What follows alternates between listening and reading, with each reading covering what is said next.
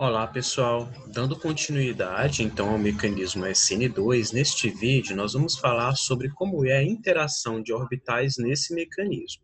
Então, pegando novamente o exemplo anterior, onde nós tínhamos aqui a anilina e o cloreto de etila, o que ocorre? O que nós vimos nessa reação? Nós vimos que o nitrogênio ataca o carbono, né? Por que ele ataca o carbono? Porque o cloro é um polo negativo e esse carbono é o eletrófilo, ele é o polo positivo. Então, como que ocorre a reação?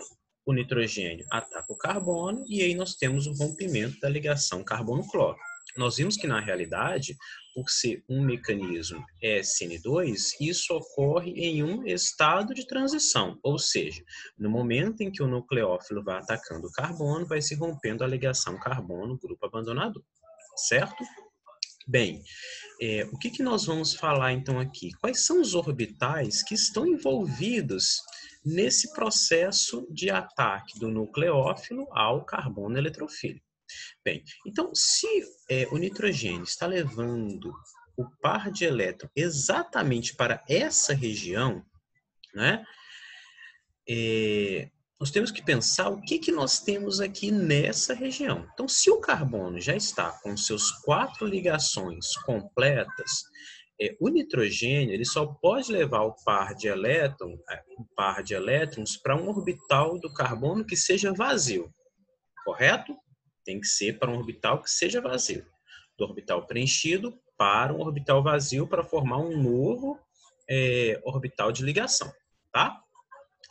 Então, quem é que está exatamente aqui nessa posição? Quem está aqui nessa posição vai ser exatamente, ó, tô vendo aqui a ligação carbono-cloro? Quem está nessa posição aqui é a ligação sigma antiligante carbono-cloro, tá?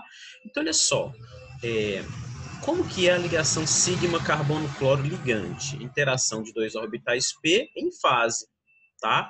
E aí nós temos o quê? A junção desses dois lobos, enquanto que esses lobos periféricos ficam pequenininhos. É a balinha, né? Que a gente conhece.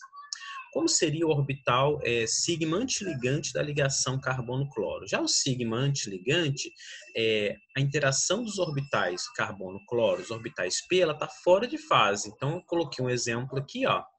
Eu pintei aqui e não pintei aqui para mostrar que essas ondas elas estão fora de fase. Então, nós temos aqui uma interação destrutiva e aí o que ocorre? Esses dois lobos, eles não se unem, tá? Eles vão se espremer, tá? Enquanto que os lobos periféricos, eles vão aumentar aqui de tamanho, né? Então, se eu for passar esse desenho para cá, ó, nós vamos ter aqui, ó, esse daqui, ó, pequenininho, esse aqui também, ó, pequenininho, tá? O que eu fiz aqui?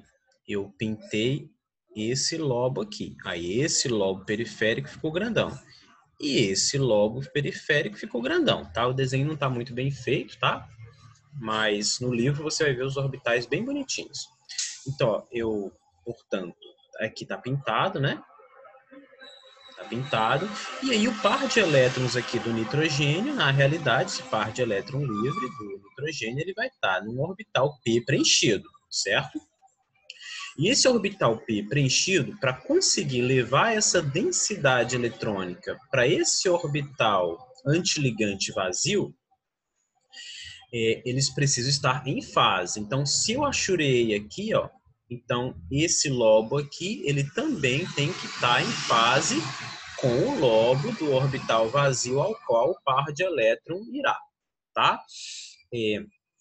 Portanto, no mecanismo SN2, o que nós temos? Nós temos que o par de elétrons, tá? O par de elétrons do nucleófilo, ele vai interagir, né? Ele vai ser levado para o orbital vazio da ligação sigma antiligante carbono grupo abandonador, tá? Aqui é o cloro, mas aí pode ser qualquer outro grupo abandonador, tá bem? E aí nós temos a formação da ligação sigma nucleófilo carbono, ok? É a ligação que vai ser formada, ok? Então é isso nesse vídeo, pessoal. Até o próximo.